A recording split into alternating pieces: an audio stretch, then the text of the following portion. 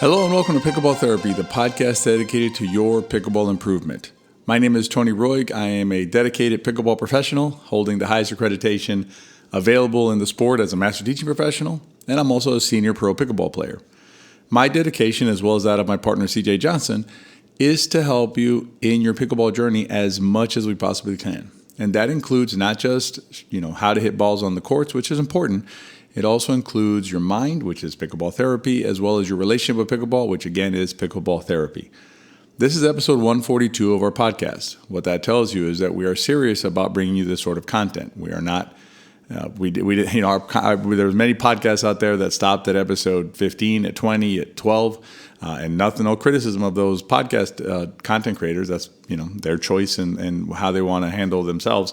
But in terms of our relationship with you and what we want to bring you, we are here to stay with our podcast because we know from what you tell us that this podcast and the content it brings you helps you, right? And it's a positive experience you're having, not just with the podcast, but also with your development with pickleball.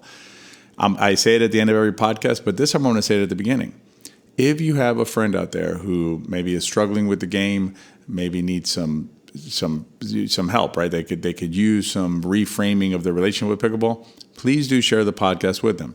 We have had the experience again that this podcast, it has profound impact on certain players. And if your friend is in a place where maybe they're looking for some help and they're having some difficulty, perhaps this podcast might help. Certainly can't hurt. And it's a 15-minute investment they have to make. So please feel free to share the podcast and please rate and review it. Rating and review it helps us reach other players who may not know, but who, like you, would benefit from this podcast. All right, this week we're going to be talking about two different things. I just came back from the Champions Cup up in New York. It was fantastic at Billie Jean King Tennis Center, where the U.S. Open of Tennis is played. It's an iconic place if you're a tennis player, or even if you're just a tennis fanatic, right, or tennis lover. You've watched matches on those courts, Arthur Ashe Stadium and things like that. And, every time I participate in one of these events, I gain some additional perspective, some additional way of thinking about the game. And I had a match that I'll share with you during the riff it's a positive way of looking at adversity and challenge and contest. And I think it'll really help you out. So we'll talk about it in the riff. But in the main section of the podcast, we're going to start off by talking about the other side of stress. In episode 140, which is 2 weeks ago, if you're listening to it when this is published, we talked about the two sides of stress, and we talked about stress resistance. Today, we're going to be talking about adding stress to your game. In other words, being able to impart stress, not adding stress to yourself, but being able to impart stress to your opponents. And stress here, as I'll explain more in a second, we're talking about things like, putting your opponent under physical stress during a shot, not psychological stress of, trying to freak them out or anything like that. Before we dive into the stress addition part or the stress imparting part of this the side of things, I wanted to update you on a couple of things that are coming up. One is that we have a huge paddle resource hub that we just launched, right? We just put out there for you. We know that selecting a paddle can be very difficult. And so we put out an entire paddle resource hub, basically, which has two guides. It has some blogs. It has some resources that you can access to help you, some videos to help you understand paddles better, and not just understand paddles, also understand paddles. What's important, right? Not just the stuff, the fluff that you hear out there about different terms that are used about paddles that frankly are not helpful, as we explained in there. But there are some characteristics of a paddle that are hyper important, that are super important, that are really not focused on. And so we've put those together for you. We also put together an open letter to manufacturers because we believe in our position in pickleball is that we view ourselves as advocating for you as a player. Myself and CJ, we know these things, right? So we know what to look for. We understand what we're trying to get in a paddle. So we really don't need what we ask the manufacturers to do because we can do that ourselves. But we know that, being out there, you got busy lives, you got other things to worry about than the details of a paddle. Having the information that we request in the open letter to paddle manufacturers is going to help players like you select their paddles in the future. And the reason I share this with you is not just to let you know that we've done it, but also to let you know that if there's ever a situation in pickleball where you think there's a major topic or a major area that would help lots of players, right? Let us know. Send us an email. You can always email me, Tony@betterpickleball.com. And I'm happy to take a look at it. If it seems to be something that we can opine on, we will. We opined on the spin serve. You may remember this when there was the issue of the pre-spun ball, so the chainsaw serve and the one that you could flick out of your finger. We don't have anything against innovation and against growth and development of the sport, but there are boundaries, just like there are in any sport. But so we took a position on that. So we're happy to take positions that will help players, and we're happy to use our position in the pickleball world to do so. The next thing I wanted to mention to you is mark your calendars. End of June, so June 25 through 28th, is the 2023 Pickleball Summit. It's a lot of fun. We have some fantastic presentations. The presentations, many of the presentations are pre-recorded, so that basically like when we're on court, we see a pro at the Open, or that we know there's going to be a presenter, so we capture the information then, so we can get it on court. So we know that these presentations are going to be awesome. We have some third shot presentations, some paddle position presentations, dinking, court awareness things, mental part of the game, body. The summit covers everything. So mark your calendars and make sure you get your ticket to the summit. You're going to want to come to at least some of the presentations and check those out. So definitely have that on your calendar. All right, let's jump into stress and the two parts of stress and how you can use those and understanding that how that can help you fill in areas in your game that you want to improve on, that you want to work on. Just like we did on episode 140, we're going to do a visual video. So this podcast will have all the information you need, but if you want to watch the visual part of it, where I'm at the board behind me, explaining a little bit more in terms of the two sides of stress resistance and stress imparting or stress addition, you can find that at Pickleball Therapy on YouTube. Just like with the podcast, subscribe to the channel, please. You'll get notified of future videos just like that one.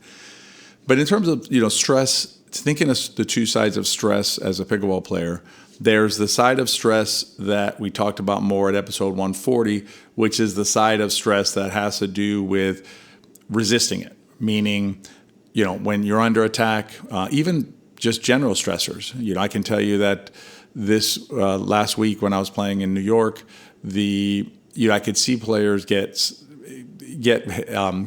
influenced, I should say, negatively by stressors, including noise, there was a situation that happened. Actually, I'll share this with you. There was a situation that happened on Tuesday. There was a group of us who were practicing on a court, getting ready because we played on Wednesday. And being frank, we were being pretty loud and rambunctious and joking around because we're all senior pro players. We don't get to see each other that often. So it turns into like an open play for us. And we have a lot of pent up energy because we're not seeing each other every week or every 3 days, or how often you're seeing your friends. And so it got pretty rambunctious. We were joking around and things like that. Next to us, there was a gold medal match, and the referee came over and asked us to go to another court. Now, I'm not saying that they were wrong in asking us to move because of how rambunctious we were being, so I'm not going to suggest that. But I will suggest that there's a threshold that you should have that you can focus on what it is you need to focus on, because the more, and you should work on moving that threshold up. This is part of stress resistance, which is how much disruption or noise or outside influences can I resist before my game starts to break down? I've played with players who, like, when a plane flies over, they won't serve. I'm not saying it's wrong. I'm just saying that that's obviously a distraction to the player. And so, working on being able to play with noise is going to help you, because you won't be influenced by things that are going to happen when you're playing pickleball. So that's stress resistance. And the more you can, that's an example of stress resistance, just even resisting noise. The other example that I gave last week was something like, getting smashed, right? So you're getting a ball smashed at you. That's stress being applied to you by your opponents in the form of a very hard hit ball. If they're hitting it well towards your feet, towards your knees. And so your ability to resist that stress is another form of stress resistance that you can work on. The more impervious you become to stress, the more difficult you become to break down and to beat. The other side of the equation, if you will, is your ability to impart stress. So let's dive into that a little bit more. What does that mean to impart stress and know how to impart stress on your opponents? And I mentioned this in terms of the earlier. I'm not suggesting that you harass your opponents. I'm not suggesting that you engage in mind games. I know there are players who do that. I don't recommend that because I think that you need to, even though you're trying to impart stress to your opponents, you need to maintain perspective, right? In terms of the game being bigger than us, in terms of why are we out here? Are we out here to win this point, or are we out here to just test ourselves and to battle and to compete and to give our best and to represent ourselves and the sport as best we can? So there's a limit to what you will do to impart stress. We suggest imparting stress and learning how to impart stress within the bounds of sportsmanship and the rules of the game. But an example of learning how to impart stress, I'll give you a pretty low-hanging fruit here. It's dinking with more purpose and intentionality, and understanding that you can use dinking not just to get out of trouble, which is stress resistance, right? The other side of this coin. You can use your dinking to impart stress. And the way you do that is you find spots on the court where your opponents aren't standing, and you push the ball into those spots, making your opponents move to the ball to hit it. Anytime you make your opponent move, you're imparting stress on that opponent. And think about it, think through it, right? So you have an opponent standing in a position on the court, pick any position you want, and you hit the ball directly at them. They don't have to move at all. Maybe you hit it in a way that they don't even have to bend their knees or anything like that. They just basically hit the ball back to you. Not very stressful, right? Now think of a same situation. You have a player standing in a position of the court in a certain, maybe a very upright position, and you hit a ball, as far to their right as possible without risking the out of bounds too much, and also in a way that makes them get down for the ball. Stressful. So now you've taken a shot and you've decided to make it more stressful than you had originally done when you hit it straight at them. That's an example of applying stress. And you can start applying stress to your opponents with, I'm going to say, fairly simple techniques like that. And in fact, if you come to the summit, Pickleball Deb Harrison, one of the greatest, one of the legends of our sport, is giving a presentation on how to apply stress through dinking. And so you can learn how to use the simple dink, right? The baby dink, the nothing shot, to apply a ton of stress to your opponents. And if you watch the pros, that's a lot of times what they're doing. They're dinking in a way to try and create stress. And from stress comes what? Comes the pop-up.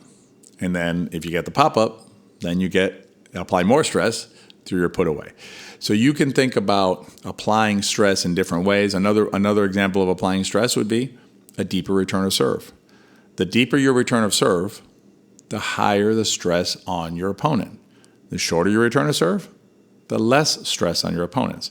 So you start thinking about your shots and yourself as a player in terms of how well am I able to resist stress, right? And how well am I able to impart stress to my opponents?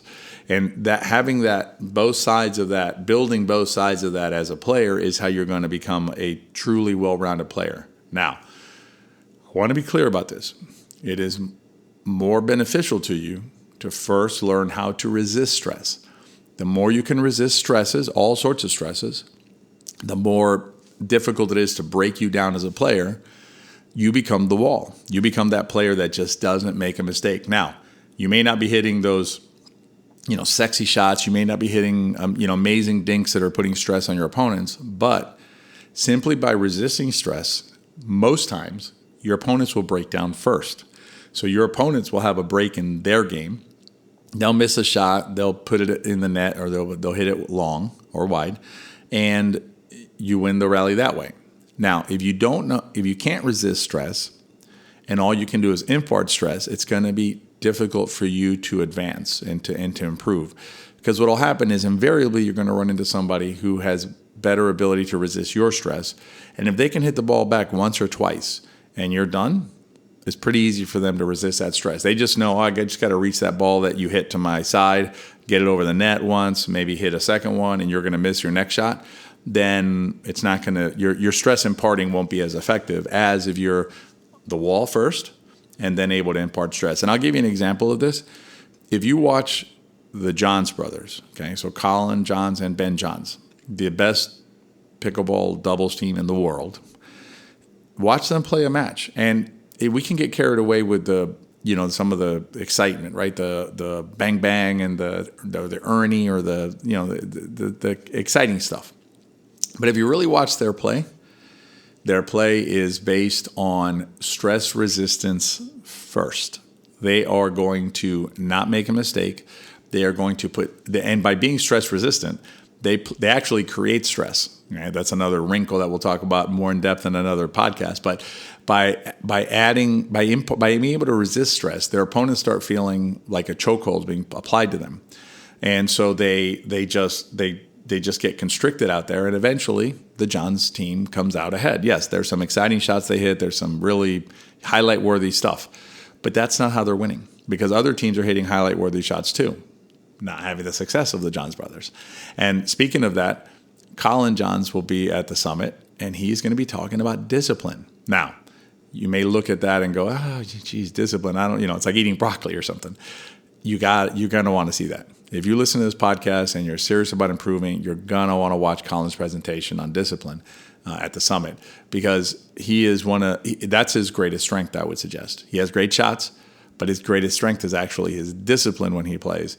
And he knows what he wants to do out there. He knows the strategy that he and his brother Ben are going to try and execute. And he is just so disciplined, as well as his brother, at doing the things that they need to do to be successful. So you want to check that out. Now, one more quick selling point on stress resistance is this. We are going to have a soft game boot camp, if you will, coming up at the end of July. I don't know the exact date right this second, but if you're on here, I'm imagining you're on our email list at betterpickleball.com. wearepickleball.com, which is becoming betterpickleball.com. But if you're on our email list, you will have notification of this. But you're going to want to come to our soft game boot camp, because we're going to be talking about these sorts of concepts and how you can use the soft game in order to constrict your opponent, in order to just frustrate your opponent. And what you'll do then is, if you really want to keep going, is after the boot camp, you'll join us inside the Pickleball System class, because the Pickleball System class will give you all of the tools that you need so that you can both resist stress as well as start imparting more stress to your opponents and play your best pickleball. All right, let's jump right into the riff, which is and I almost forgot to say this. I'll put some links down in the show notes on both these things. If you're on our email list, like I said earlier, you're going to get notified anyway. But if you're not on our email list, I'll put a link in the show notes so you can join our email list and make sure you get notified of these things. All right, let's talk about a little different way of looking at perspective, right? Let's talk about celebrating not just victories, but celebrating the event itself, the game or the match you had itself. And I want to dive into a match that we had during the Champions Cup in New York. I had, all of us had played in the morning. We had played a gender in the morning, and so we had played 3 rounds of gender. And then we had played, and then in the afternoon, and then we had a lunch. We had a beautiful tour of Arthur Ashe Stadium. It was really interesting to see the back end of it. We had a fantastic speech by former top player Leslie Allen about her experiences in sport. But what was really interesting to see was, she was a top 10. I think she was top 10 doubles and top 20 singles, or vice versa. But very accomplished tennis player in her day, right? And she had played all over the world. Played at the Billie Jean King Tennis Center at the U.S. Open. Now she's playing pickleball. And it was really interesting to see her, player as accomplished as her in tennis. Now that she's come over to pickleball, oh my, she is so into pickleball. And to hear her talk about going to the township and request more open play and things like that was is awesome to see the impact of pickleball, regardless of what your background is, including very high level tennis players.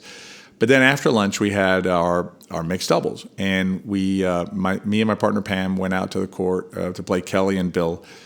two very good players, and we had a slugfest. I mean, it was an awesome match. I'm kind of upset at myself that I wasn't able to record that one because time didn't allow for me to set up the camera and then come down and warm up and get my partner ready and everything. So don't have a recording of it, but I can tell you about it. And so it was one of these matches that we played 1 game to 15 in this format, and it was they were, I think we started off ahead, then they went up ahead, then we came back ahead, and then they went back ahead, and it was just tit for tat, some really, really good rallies. And then we get to the meat of the heart of the matter, right? And I believe that they had, if I recall correctly, they had match points first at 14-12, I think it was.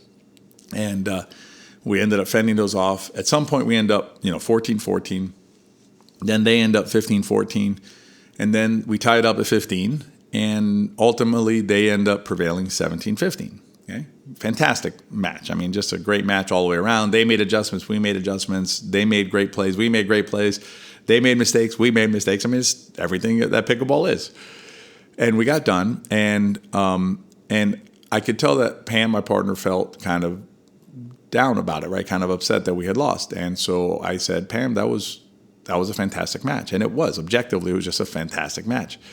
So one side of that coin, right? There's two sides to this. One side of that coin was our side potentially feeling down, right? Because we lost, right? We got the L. Oh, no, we lost. That's not good. And, I was talking to Bill and Kelly about it, and it was interesting because I got to see the other side of the coin. And I think it's important to recognize this because it'll help you when you're out there. Invariably, you're going to lose a game. And I'll tell you this, if you're not losing games, you're not challenging yourself. And that's what you want. You want to get pushed. You want to get challenged. And so, I said to Bill and Kelly, that was a really awesome match. That was awesome, and it was. And Kelly says, she said to me, I needed that one. Because I guess she had a rough morning, right, in terms of her results in the morning and felt like she wasn't doing what she could do. And she's a very accomplished athlete prior to pickleball. So, she was like, she kind of looked at me, smiled, and said, I needed that one. And you could see the happiness that she had from being able to come out on top. And so think about it when you're, it's sort of like yin and a yang, right, or matter, antimatter, however you like to think about it. Whenever you're feeling maybe a little bit down about your performance and I'm talking now about those battles that are like, I'm not talking about the 15-1s where it just, it wasn't your day. And because the other team, here's the thing, when you're in a 15-1 match or an 11-0 match or something like that, normally the other team is happy that they won, but they're not feeling elated. There's no elation on the other side because it's 11-0 or 11-3 or something like that, right? Usually when you're talking about elation on one side, it's because the match is like 11-9, 12-10, 11-8 even. And one of those matches that just got to 8-8 and just got crazy for a while, and then they were able to break through.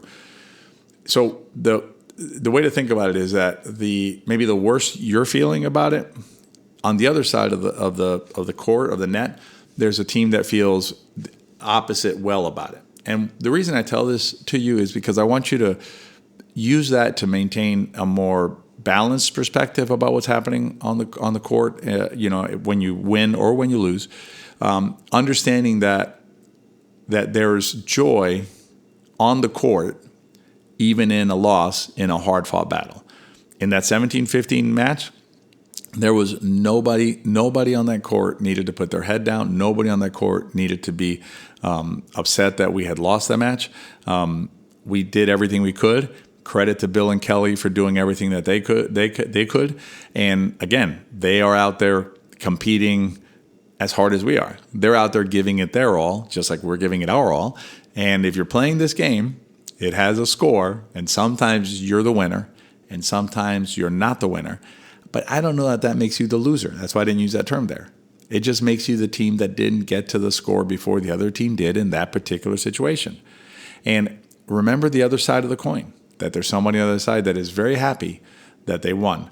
And the more we can do to honor that, the more we can do to celebrate that, if you will, is going to make you feel better. It's going to elevate the game. It's going to elevate everything around you because remember sometimes you're going to be the 17 and they're going to be the 15, and it's going to be much better when they're celebrating you. All right. Hope that you enjoyed this week's podcast. I am off to Tahoe for 3 weeks of camps.